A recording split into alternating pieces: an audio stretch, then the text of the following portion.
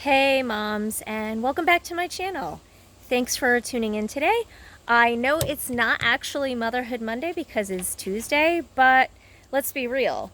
No matter how hard we try to plan our days and create a schedule, motherhood often gets in the way and our schedules have to be sacrificed in order to get things done. So yesterday, my Motherhood Monday was all about being a fur baby mama, and it didn't really have anything to do with my human child. Unfortunately, yesterday morning we found a very large lump on the side of our dog's neck. And while I was trying to communicate this to our vet, it actually grew. And so naturally, my anxiety level went way up. I was like, oh my gosh, what is this thing on her neck that's growing? What's happening to my dog? She's only 4 years old, so she's still a very young dog, and she's never had any naturally occurring health issues. She's very clumsy. She's gotten herself into some situations, and because of that, we do have pet insurance, which I was very grateful for because yesterday's visit wasn't cheap.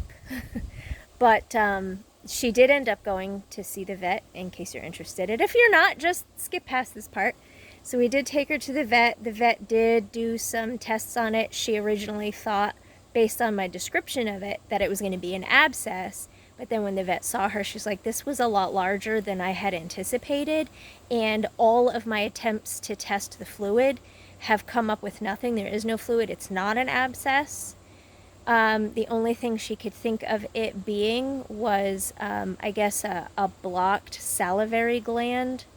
I knew humans could get those. I didn't know pets could, but I guess that makes sense because if you have salivary glands, I guess they can get clogged, whatever. So she also had a random ear infection. Not sure how that came about, but she does have the floppy ears. So anytime moisture gets in there and it doesn't have the opportunity to dry, a dog can, in fact, get an ear infection. It's not her first one, but she hasn't had one in years, so I was kind of surprised. But the ear infection and the swollen salivary gland are actually on the same side of her face, so ear infection, big lump. I wonder if maybe they are related somehow. It's possible. If you have pets and you've ever had this experience, I'd love to hear your take on it. Put it in the comments below and let me know how that worked out and if it was in fact a related situation. Anyway, she did come home with some antibiotics for the infection and some anti-inflammatories for the swelling. It has been 24 hours. The swelling has gone down. She doesn't seem to be in any pain or discomfort. She's her usual self. She's eating, she's drinking, she's going to the bathroom normally, she's playing normally. So, good thoughts, prayers are welcome because we love our fur baby, as I'm sure most of you fur parents also love your pets, your dogs, your cats, your chinchillas, your hamsters, your guinea pigs, your geckos, whatever you have. We have pets. We love our pets. They become part of our family, and so any kind of medical issues that they come up with, we take almost just as seriously as our human children, right? Can I get an amen? Yes? Yeah. So therefore, my Motherhood Monday was interrupted by motherhood. didn't really work out as I had hoped. There was a lot of phone calls and driving around, and in the end I did not have time to sit down and talk about my topic today. And what is my topic today, in case you're interested? You want to hang around and listen to the rest? My topic today has to do with the pressure parents are under right now to make a decision about sending their kids back to school for the fall semester. Obviously, I'm going to adjust my seating here, I'm not comfortable. Obviously, we are all struggling with being isolated and at home. We are all struggling with not socializing the way we normally would. I know some people still are doing different socializations, whether it be on a smaller scale, and some people are just living their best life like there's nothing going on in the world. I'm not really going to say where I fall in terms of like how you're living your life. You want to live your life, live your life. We're doing it our way only because our safety and our health is really important to us. We have a lot of people in our family that are high risk, a lot of older people. We have a 94-year-old grandmother, and she has health issues. I have a 78-year-old aunt who has COPD. Obviously, we have our children. So, we're being careful. But we're not like not living our lives. If we have to go to the store, we go to the store. If we're going to go to church, we go to church. So we're being cautious, but we're living. We are still socially isolated for the most part, but there are people in our circle that we have allowed in limited amounts. So that's how we're doing it. Everybody's doing it a little bit differently. But when it comes to school, it's a much different conversation. Sending your kids to school is a lot different than going to the grocery store, because you're talking now about an enclosed environment where kids who maybe aren't very good at good sanitization and good health practices in order to reduce the spread of germs. And what ends up happening in these close confined quarters is a sneeze, a nose blow, a cough, cross-contamination, and before you know it, there is widespread germs throughout the classroom or even worse, the school. And so it's a really hard conversation that parents and teachers are having, trying to figure out the most flexible solution to making sure that their kids have some education starting in the fall, which may only be for some of you, I think, in a week to 2 weeks when your school year would normally start. And so you come to the point where, is there really a good decision? Keep your kids home means that you may not get to go back to work if you had a job that's waiting for you and you're counting on your kids being in school for you to do that job. Or does it mean maybe sending your child to school in a potentially unsafe way? Or is your school offering a blend of things which makes it really hard for you to keep a routine if you do have a job that you're expected to go back to? How do you really create a schedule where your child is going to be home half the time doing some in-person school and some distance learning school, but you have a job that doesn't have that flexibility? So it's just so difficult right now to plan it, to schedule around it, and to find a way that works best for your family, especially if you are one of those high-risk families or you have a high-risk family member, but your school district is only offering in-person learning. There is no hybrid. There is no option for distance learning. So I feel for you guys, and the reason I say it that way is because we are a homeschool family. We made the decision years ago that we were going to homeschool our child. There were many personal reasons. There are many spiritual reasons.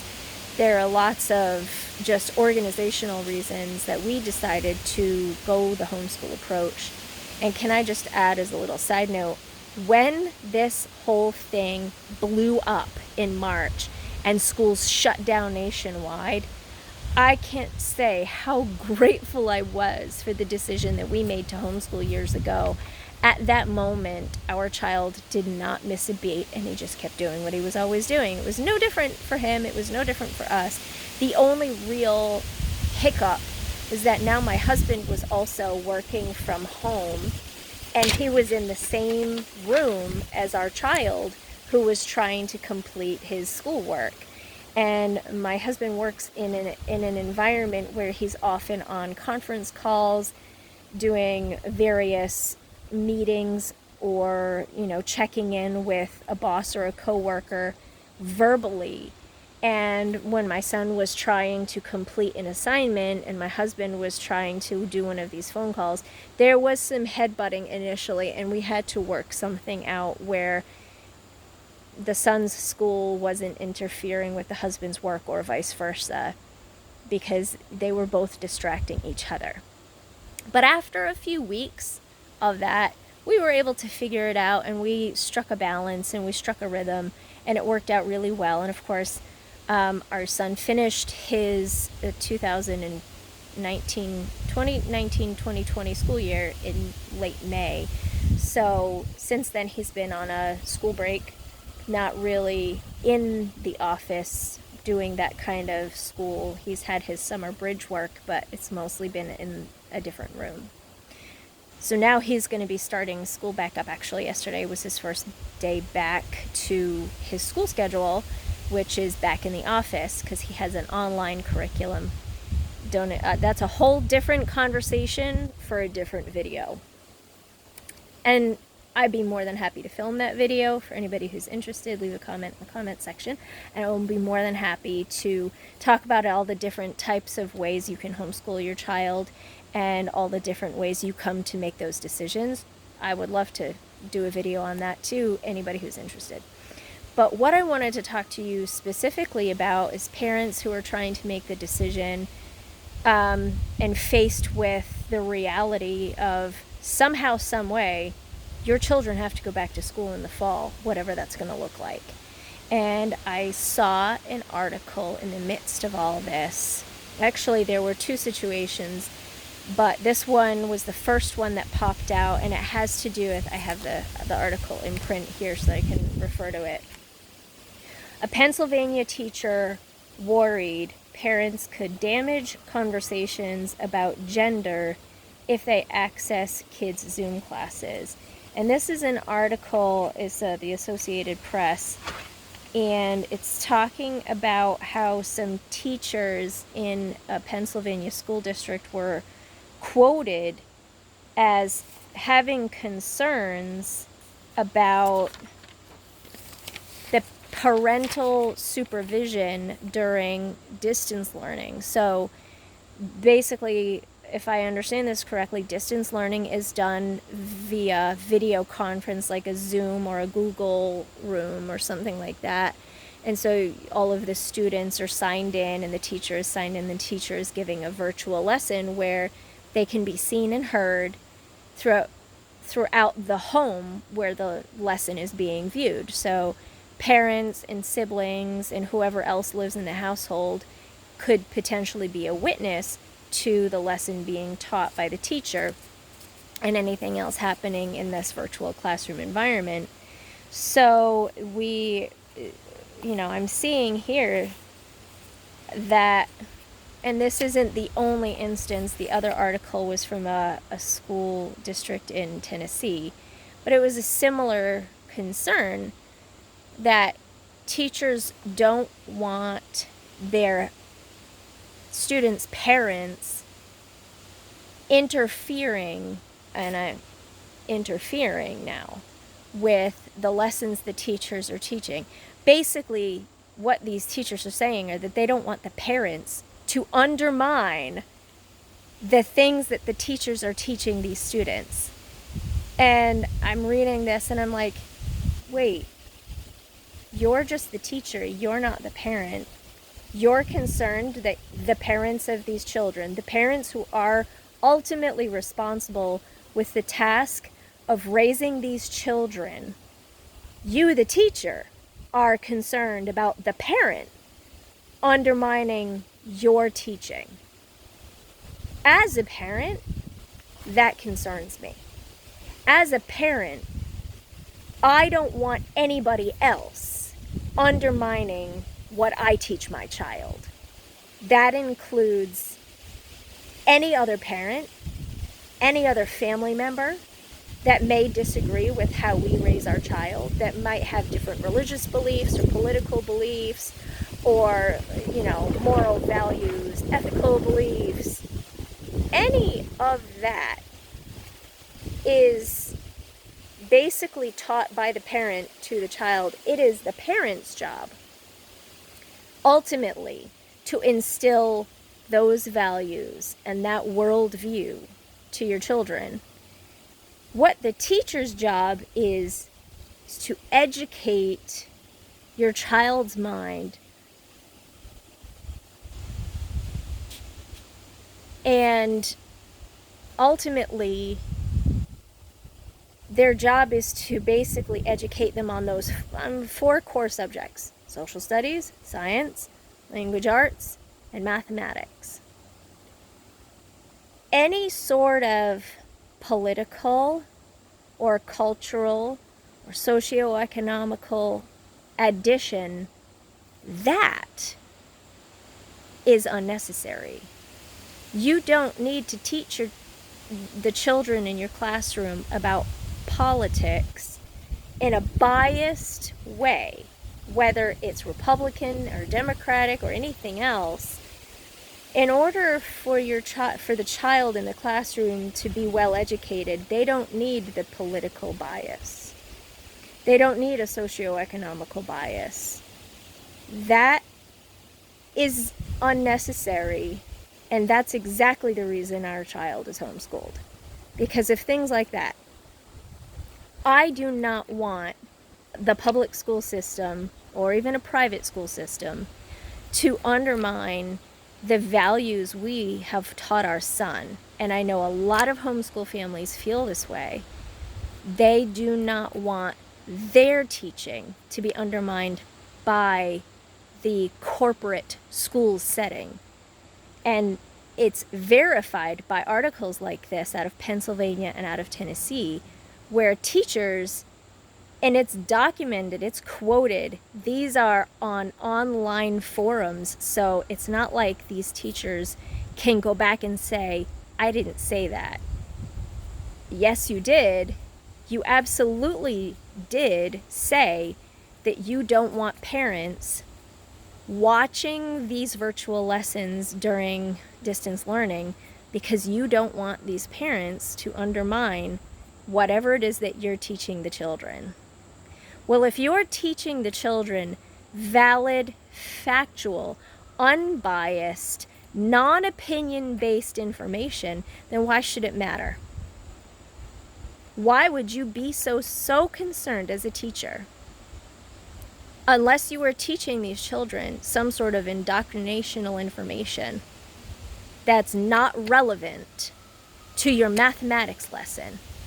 My child doesn't need to learn anything political in order for them to learn algebra. My child doesn't need to learn anything political or agenda biased in order to learn geography or history. You can keep your agenda and your bias out of that, and then there wouldn't be any concern as to whether or not my beliefs are undermining your teaching. It's the other way around. I don't want your teaching to undermine our teaching as parents. That's where the child is going to grow and thrive, is in the home.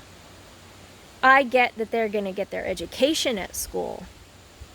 And eventually someday our children will be old enough to make their own decisions on what they believe spiritually, socially, and politically. Our children will eventually make those decisions on their own. But when they are young and they are susceptible and vulnerable to whatever they're learning in school, well, I as a parent do not want a teacher undermining the spiritual, social, or political things that we teach our child. That's our job.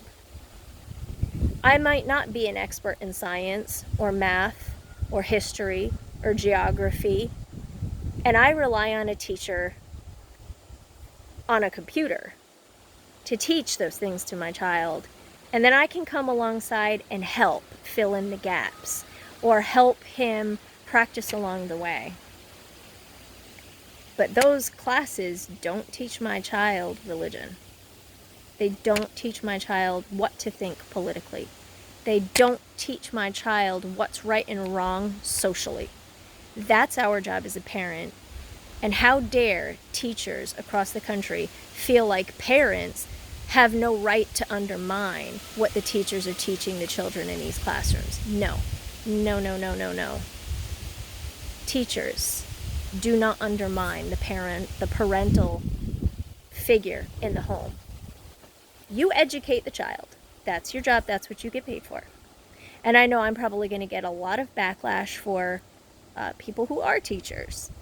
I give you a lot of credit, and I have a lot of respect for the job that you do. Your job is not easy. Your job is very challenging. Your job probably is a thankless job in many ways, especially for children who are so young that they don't realize the sacrifice that you make. I have a lot of respect for you. But when you, as a teacher, say that you don't want the parents to undermine what you're teaching the children, that's where I have a problem. If you're teaching something to my child that could potentially be undermined by a parent, then you shouldn't be teaching it. Period. If you're teaching the children something political that has a bias because of your opinion or your stance, then you should be leaving that out of what you're teaching the child. If you're teaching the child something socially that is affected by your opinion or your bias or your worldview, you should be leaving that out. Leave your agenda at home. Teach the child the facts, not your opinions, not your agenda, not your worldview, not your bias. That is not factually based. That's opinion. And you can leave that out. And if you're so concerned about a child sucking up your information, but then having it be undermined by the parent at home, then you should not be teaching. You need to think about what sort of information you're portraying. Is it facts? Or is it your opinion? Opinions are not something that can be taught and pushed on. That's called indoctrination. And there is no room for that in this world.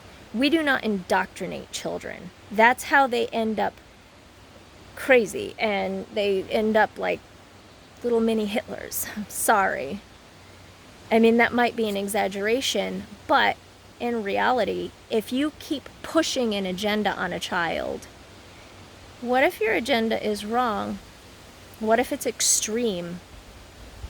There's no room for that. Our children need to be educated on facts in the classroom and on morality at home. Parents have a job to do too, and I realize many parents aren't doing their job. But that isn't a place where teachers are supposed to come alongside and pick up the slack. Parenting and teaching are two very different and equally important things, but they're done by two different and equally important people. And that's where this comes into play. That's where my topic comes from. And that's why we as a family have decided to homeschool.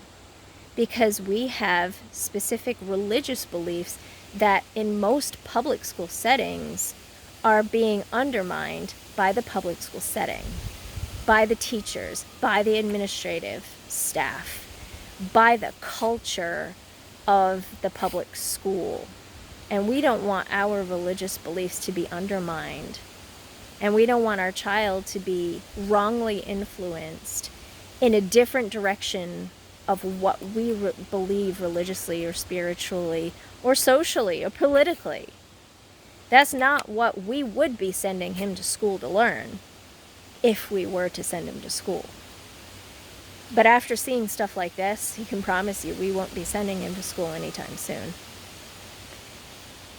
We want him firmly rooted and grounded in the things that we believe to be right and good and truthful and respectful. And I don't find that here. I don't see that happening here. Now, I mean, I'm willing to give the benefit of the doubt. And I would love to hear your comments and your opinions and your stance. And I would have a great, respectful conversation back and forth. But let's keep the comments kind and respectful first and foremost. So, I'm going to close for today with saying thank you for listening to my rambling, my rants. And leave your comments below. Let's have a conversation, a respectful one. And let's see if we can come to a conclusion. Have a great day, guys.